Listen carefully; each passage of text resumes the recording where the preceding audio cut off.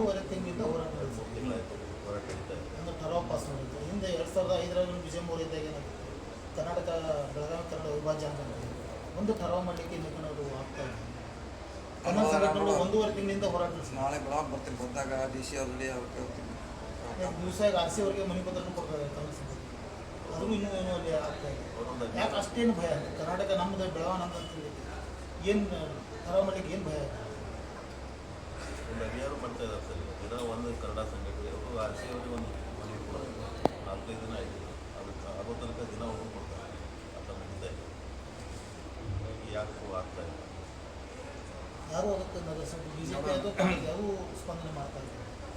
ಮಾಡಬೇಕಲ್ಲ, ಮತ್ತು B J P ಶಾಸಕ ನೇತೃತ್ವದಲ್ಲಿ ಇದೆ ಬಿಜೆಪಿ ಅಲ್ಲ, ಅದು ಯಾರು ಮಾಡಬೇಕಲ್ಲ, ಅವರೇ ಮಾಡಬೇಕಾ ಜವಾಬ್ದಾರಿ ಅವ್ರ ಮುಂದೆ ತಗೊಂಡು. ಕಾಂಗ್ರೆಸ್ ಅವರು ಅದನ್ನ ಏನೂ ಮಾಡ್ತಾ ಇಲ್ಲ, ಬಿಜೆಪಿ ಅವರು ಏನೂ ಮಾಡ್ತಾ ಇಲ್ಲ.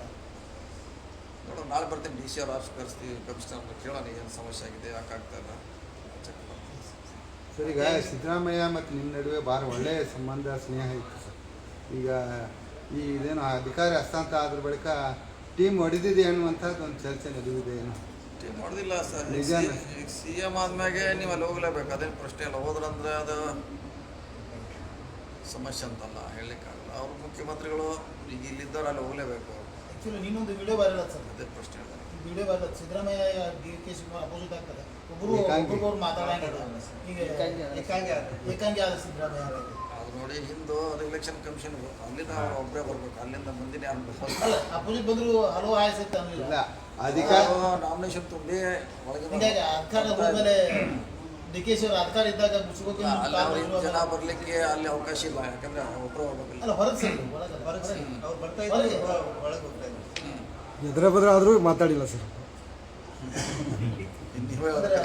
ಇಲ್ಲ, ಎರಡು ವಿಡಿಯೋ ವೈರಲ್ ಆಗತ್ತವ್ರಿ. ಒಂದು ಕಾಲು ಬೀಳೋ ವಿಡಿಯೋನು ವೈರಲ್ ಆಗ್ತಾ ಇದೆ, ಇನ್ನೊಂದು ಮಾತಾಡಿಸಿಲ್ಲ ಹಂಗ ಹೋಗೋದು ವಿಡಿಯೋ ಎರಡು ಏನು ವಿಡಿಯೋ ಮಾತಾಡಿಲ್ಲ, ಇಲ್ಲ ಮಾತಾಡಿಲ್ಲ, ಹಂಗೆ ಹೋಗಿದೆ. ಇಲ್ಲ ಹಂಗ ಮಾತಾಡಿಲ್ಲ ಹೋಗಿದ್ದಾರೆ. ಏಕಾಂಗಿ ಲೀಡರ್ ಅದೇನು ಕಷ್ಟ. ಸರಿ, ಅಧಿಕಾರ ಹಸ್ತಾಂತರ ಆದ್ಮೇಲೆ ಸಿದ್ದರಾಮಯ್ಯನವ್ರು ತಾವೇನಾದ್ರೂ ಭೇಟಿ ಆಗಿದ್ರ, ಏನಾದರೂ ಚರ್ಚೆ ಅದು ಮಾಡಿದ್ರು? ಬೆಟ್ಟ ಆಗ್ತಾನೆ ಅದ್ರ ಬೆಟ್ಟಾಗಿ ಯಾವಾಗಲೂ ಬೆಟ್ಟ ಆಗ್ತಾನೆ. KPCC ಹುದ್ದೆಯನ್ನು ಆಫರ್ ಇದೆ. ಅದೇ ಒಂದೇ ಹುದ್ದೆ ಒಂದೇ ವ್ಯಕ್ತಿಗಂತ ಇದರಲ್ಲಿ ಅದು ನೀವೇ ಅದನ್ನು ಮುಂಚೆದವ್ರು ಹೇಳ್ತಾ ಇದ್ರು, ನೀವು ಯಾವ್ದು ಒಂದು ಚಾಯ್ಸ್ ಮಾಡ್ಬೇಕಂತ ಹೇಳ್ತಾ ಇದ್ರು. ಕೊನೆಯವರೆಗೆ ಅಂತ ಹೇಳಿದ್ರು ಅವರು.